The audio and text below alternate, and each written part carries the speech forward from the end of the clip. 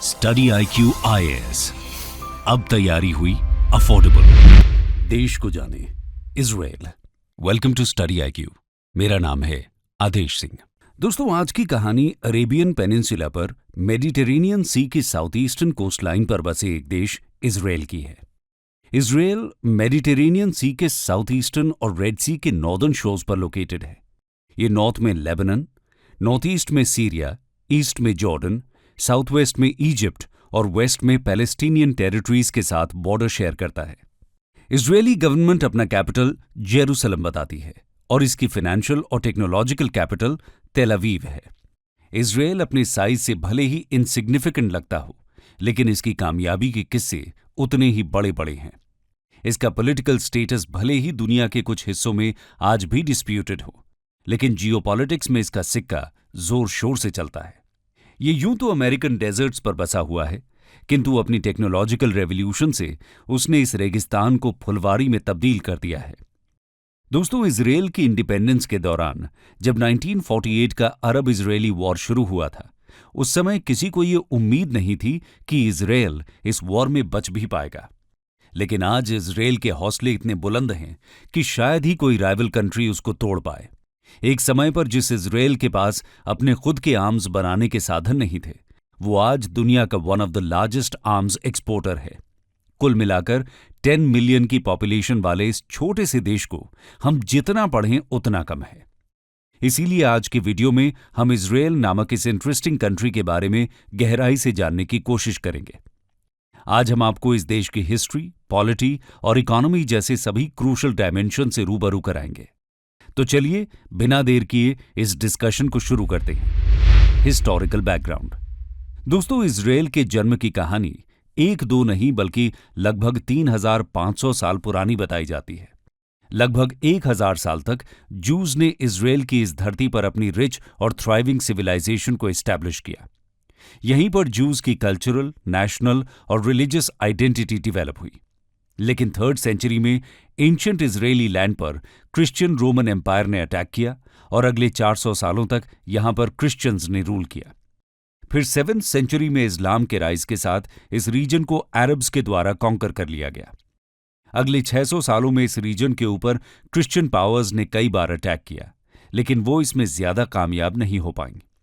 1291 में क्रूसेड्स का अंत होते होते इस रीजन पर मुस्लिम एम्पायर का दबदबा पूरी तरह से कंसोलिडेट हो चुका था। क्रूसेड्स यानी रिलीजियस वॉर्स। पहले कुछ समय के लिए ये मामलूक सल्तनत का पार्ट था, लेकिन 1516 के बाद इस पर ऑटोमन एम्पायर का शासन शुरू हुआ और अगले 400 सालों तक यहां पर ऑटोमन एम्पायर ने राज किया। फिर वर्ल्ड वॉर 1 में ब्रिटेन ने ऑटोमन एम्पायर पर अटैक किया। पैलेस्टाइन उस समय ऑटोमन एम्पायर का ही पार्ट था। वर्ल्ड वॉर 1 में ऑटोमन एम्पायर से लड़ने के लिए ब्रिटिशर्स को अरब्स का सपोर्ट चाहिए था। इसीलिए उन्होंने अरब्स के साथ मैकमोहन हुसैन कॉरेस्पॉन्डेंस साइन किया। इसके तहत इस वॉर के बाद अरब्स को पैलेस्टाइन का एरिया देने की बात की गई। वहीं दूसरी तरफ ब्रिटेन ने 1917 में बैलफोर डिक्लेरेशन के तहत जूस को उनका होमलैंड वापस देने का भी वादा किया। इसी बीच ब्रिटेन ने फ्रांस के साथ सीक्रेटली साइक्स-पीको एग्रीमेंट साइन किया। इस एग्रीमेंट में इस वॉर के बाद मिडल ईस्ट को फ्रांस और ब्रिटेन के लिए 2 हिस्सों में बांटने की बात की गई। वर्ल्ड वॉर 1 में ऑटोमन एम्पायर हार गया और पैलेस्टीनियन रीजन ब्रिटिश के कंट्रोल में आ गया। यानी ब्रिटेन ने यहां जूस और पैलेस्टीनियंस के इनहेरेंट कॉन्फ्लिक्ट के बीज बो दिए। हम में से बहुत से लोग ये मानते हैं कि इजराइल की फाउंडिंग आइडियोलॉजी ज़ायनिज्म की शुरुआत थियोडोर हर्ज़ल के द्वारा 1897 में एस्टैब्लिश की गई ज़ायनिस्ट ऑर्गेनाइजेशन से हुई, किंतु असल में ऐसा नहीं था। असल में ये कई हजार सालों के इतिहास के द्वारा गुथी गई है। अगर हम गौर करें तो इस विचारधारा का जन्म तभी हो गया था जब जूस को क्रिश्चियंस द्वारा पहली बार उनके लैंड से निकाला गया था। भले ही अगले हजारों सालों तक जूस पूरे विश्व भर पर अलग अलग जगह बिखरे रहे, लेकिन उन सबको इसी आइडियोलॉजी ने बांध कर रखा। कई सदियों तक यहां पर ना रहते हुए भी उनको ये पूरा यकीन था कि एक न एक दिन वो अपने होली लैंड पर वापस आएंगे। इजराइल की सोशल, कल्चरल, इकोनॉमिक और पॉलिटिकल लाइफ को फिर से बिल्ड करेंगे और इंटरनेशनल रिकग्निशन के साथ अपने लोगों के लिए अपना हिस्टोरिक होमलैंड लीगली सिक्योर करेंगे। और तभी वो बिना किसी परसिक्यूशन के अपनी खुद की लाइव्स और आइडेंटिटी बिल्ड कर पाएंगे। फिर 1930s में इस धरती पर वर्ल्ड वॉर II ने दस्तक दी और इस दौरान यूरोप में बहुत बड़े लेवल पर जूज का मास परसिक्यूशन शुरू हुआ। इजराइल के क्रिएशन का ट्रिगरिंग पॉइंट जूज का परसिक्यूशन ही रहा।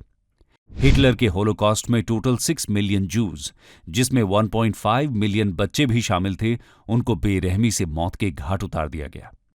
लेकिन काफी लंबे स्ट्रगल और सफरिंग के बाद 1948 में फाइनली इजराइल का फॉर्मेशन हुआ और इसी के साथ जूज का अपना एक सेपरेट होमलैंड का सपना पूरा हुआ।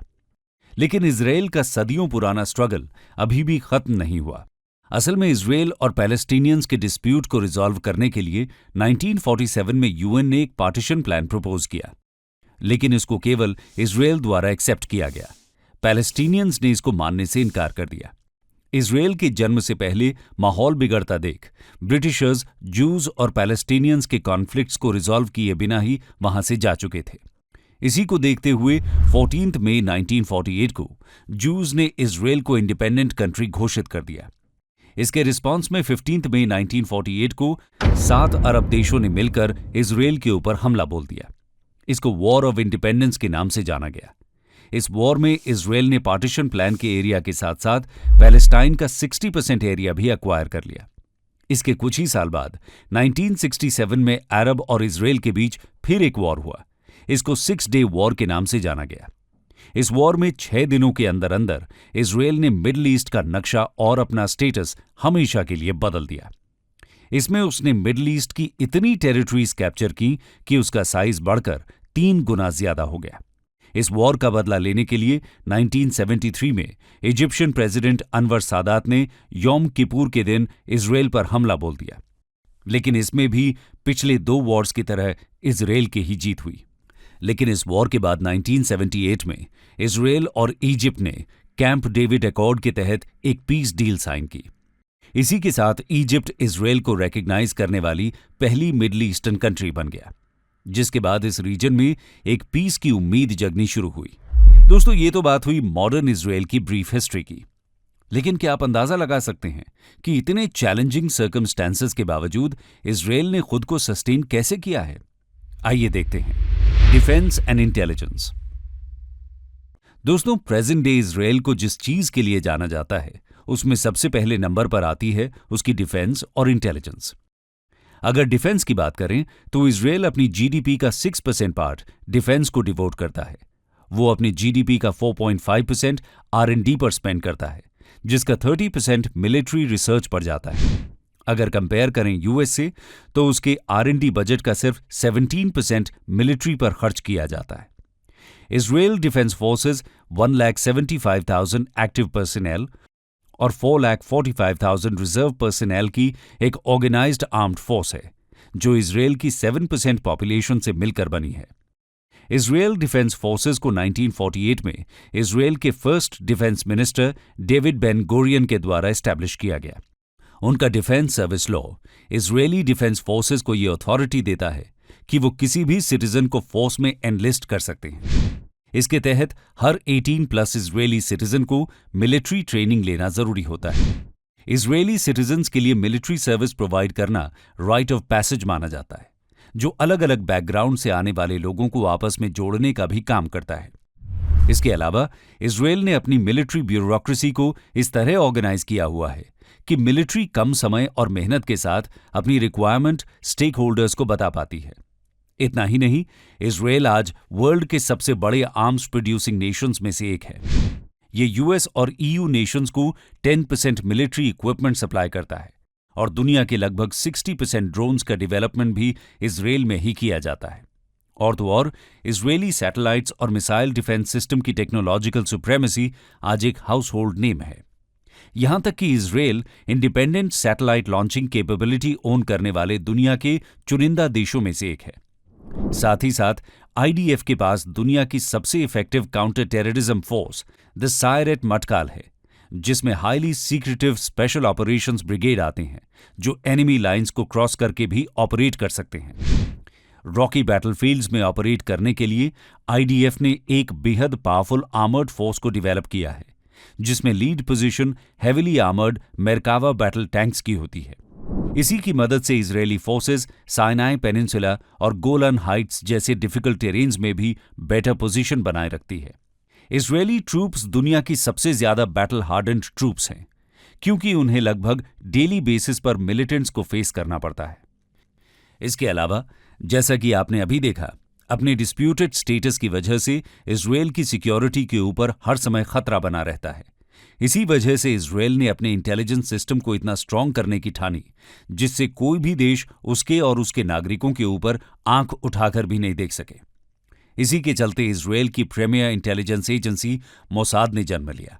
अरब इजरायल वॉर्स में इजरायल की विक्ट्रीज के पीछे मोसाद का एक बड़ा हाथ रहा, और आज भी इजरायल अपने नागरिकों के ऊपर आने वाले हर संकट का मुंह तोड़ जवाब देता है। दोस्तों, इजरायल की फर्स्ट लाइन ऑफ डिफेंस माने जाने वाले मोसाद का काम है इंटेलिजेंस गैदरिंग, काउंटर टेररिज्म और सीक्रेट ऑपरेशंस को अंजाम देना। मोसाद की पहुंच दुनिया के हर उस कोने तक फैली है जिन देशों को इजरायल अपनी टेरिटरी और नागरिकों के लिए एक थ्रेट की तरह देखता है।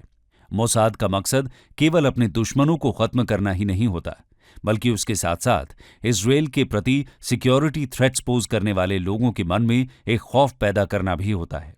मोसाद का एक एक एजेंट कई कई सैनिकों के बराबर होता है, जो अकेले किसी भी बड़े से बड़े ऑपरेशन को अंजाम देने में सक्षम होते हैं। क्योंकि मोसाद के एजेंट्स का चयन बहुत लंबे और कठिन परीक्षण के बाद ही होता है। इजरायल में उनको कई कई सालों तक कड़ी ट्रेनिंग दी जाती है, और ये मोसाद का एग्जिस्टेंस ही है जो पूरी दुनिया में इजरायल के ओहदे को कई गुना ज्यादा बढ़ा देता है। मोसाद के द्वारा प्रोवाइड की गई सेफ्टी ही इजरायल को अपना डेवलपमेंट एजेंडा परस्यू करने का मौका दे पाती है। इजरायली डिफेंस स्ट्रक्चर को समझने के बाद आइए बात करते हैं उसकी पॉलिटिकल सिस्टम की। पॉलिटिकल सिस्टम दोस्तों, इजरायल का पॉलिटिकल सिस्टम इंडिया की तरह ही पार्लियामेंट्री डेमोक्रेसी पर बेस्ड है। हालांकि इजरायल के पास कोई कॉन्स्टिट्यूशन नहीं है, लेकिन उसके पास कुछ बेसिक लॉज हैं जो देश की गवर्नेंस में कॉन्स्टिट्यूशनल लॉज की तरह ही ऑपरेट करते हैं। इजरायली पॉलिटिकल सिस्टम की 3 ब्रांचेस होती हैं। इसमें पहली है एग्जीक्यूटिव, दूसरी लेजिस्लेटिव और तीसरी जुडिशियल। लेजिस्लेटिव ब्रांच में इजरायली पार्लियामेंट आती है, जिसको क्नेसेट कहते हैं। क्नेसेट में 120 मेंबर्स होते हैं। क्नेसेट के मेंबर्स को प्रोपोर्शनल रिप्रेजेंटेशन के थ्रू सिलेक्ट किया जाता है।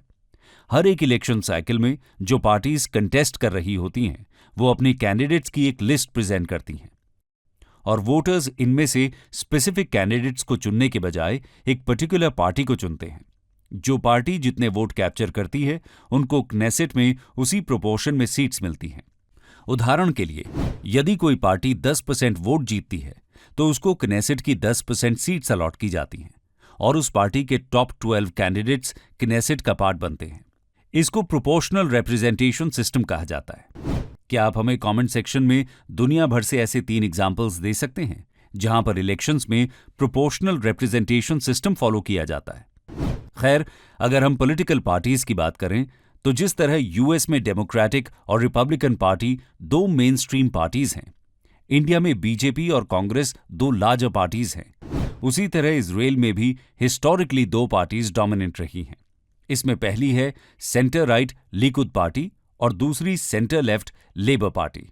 1977 तक लेबर पार्टी इजरायली पॉलिटिक्स में एक डोमिनेंट फोर्स एंजॉय करती थी, लेकिन 2000 में सेकेंड इंतिफादा के बाद से लेबर पार्टी ने एक डिक्लाइनिंग फेज विटनेस किया। आज इजरायल में लगभग 2 डजन पार्टीज हैं जो उनकी सोसाइटी के स्पेसिफिक सेगमेंट्स जैसे कि रिलीजियस जूज, सेफारदिक जूज और इजरायली अरब्स को रिप्रेजेंट करती हैं। आज की डेट में लिकुद पार्टी क्नेसेट में मेजॉरिटी एंजॉय करती है। आपको बता दें कि current Israeli PM Benjamin Netanyahu भी इस पार्टी को बिलोंग करते हैं। दोस्तों, इजरायल के इतिहास में उनकी कोई भी पार्टी क्नेसेट में मेजॉरिटी सिक्योर नहीं कर पाई है।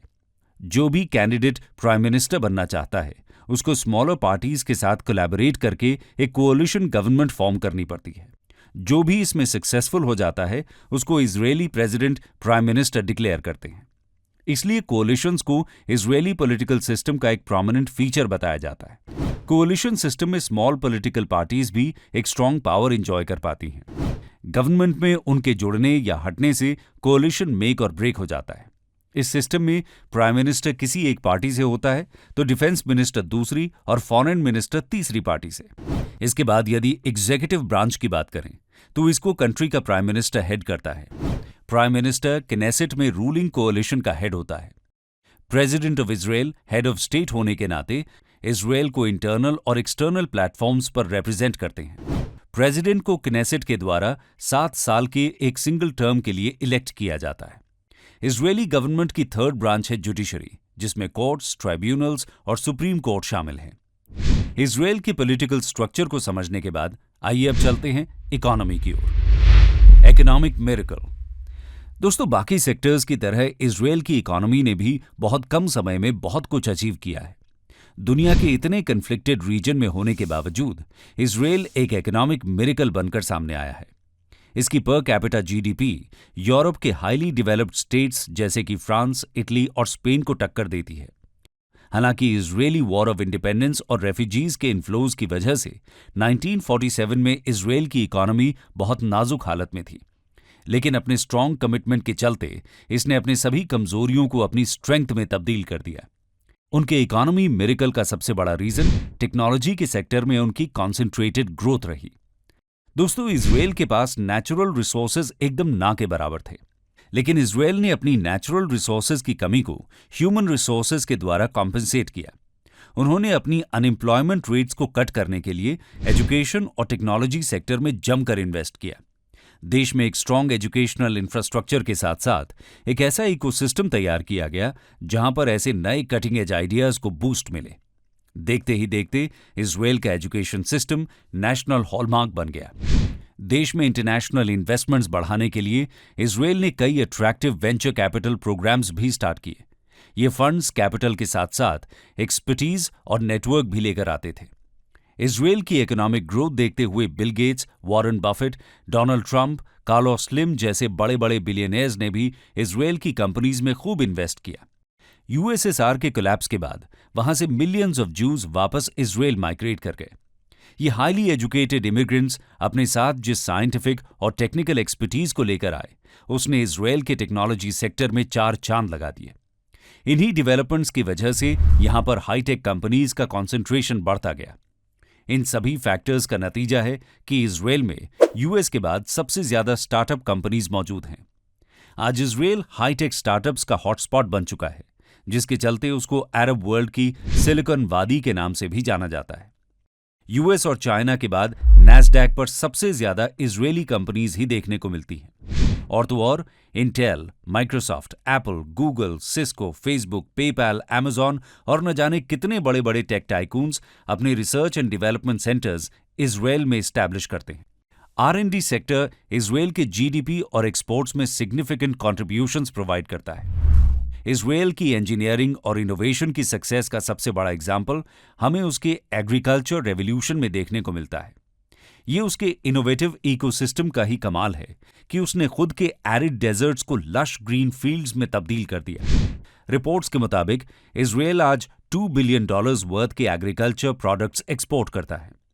कॉटन का प्रॉफिटेबल प्रोडक्शन इजराइल की टेक्सटाइल इंडस्ट्री की सक्सेस का एक मेजर फैक्टर रहा है। एक समय पर कॉटन इजराइल का सेकंड लार्जेस्ट एक्सपोर्टिंग सेक्टर बन गया था।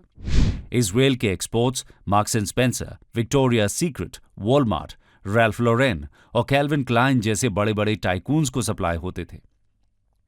1920s में कई इकोनॉमिस्ट्स ने यह वार्न किया कि इजराइल जैसे डेजर्ट रीजन वाटर शॉर्टेज के कारण 2 मिलियन से ज्यादा लोगों को सस्टेन नहीं कर पाएगा। वो दिन था और आज का दिन है। इजराइल ने वाटर शॉर्टेज की प्रॉब्लम का ऐसा सोल्यूशन निकाला है कि पूरी दुनिया इसके सस्टेनेबल वाटर प्लान की तारीफ करते हुए नहीं थकती। उसने दुनिया के सबसे ड्राइएस्ट रीजन में लोकेटेड होने के बावजूद अपने लिए वाटर की अनलिमिटेड सप्लाईज इंश्योर की हैं। इसके साथ साथ उन्होंने इसके प्रॉपर डिस्ट्रीब्यूशन और वेस्ट वाटर मैनेजमेंट के भी सभी कोड्स को क्रैक किया। यही कारण है कि डिसैलिनेशन टेक्नोलॉजी में इजराइल आज पूरी दुनिया को लीड कर रहा है। इजराइल की प्रॉस्परस और एडवांस्ड इकोनॉमी की बदौलत ही आज वो एक वेलफेयर स्टेट, एक powerful modern military, modern infrastructure और एक हाई टेक्नोलॉजी सेक्टर को सस्टेन कर पा रहा है। उसने आज केवल अपने एग्जिस्टेंस को ही सिक्योर नहीं किया, बल्कि उसके साथ साथ खुद को इतना डेवलप कर लिया कि जो कंट्रीज एक समय पर इजराइल की सबसे बड़ी राइवल्स हुआ करती थी, वो भी आज उसके इकोनॉमिक और टेक्नोलॉजिकल एडवांसमेंट का फायदा उठाने के लिए उसके आगे दोस्ती का हाथ बढ़ा रही हैं। यानी कुल मिलाकर दोस्तों, जिस कंट्री को रिलीजियस बैटल्स, पॉलिटिकल कॉन्फ्लिक्ट्स और वॉर्स के लिए जाना जाता था, उसकी रूपरेखा आज पूरी तरह से बदल चुकी है। इसी military dominance, intelligence, international support और इकोनॉमिक स्ट्रेंथ का यूनिक मिक्सचर इजराइल को दुनिया के मोस्ट पावरफुल नेशंस में से एक बना देता है। और इजराइल का यही अनोखा मिक्सचर उसकी कहानी आपको सुनाने योग्य बना देता है। स्टडी IQ IAS, अब तैयारी हुई अफोर्डेबल।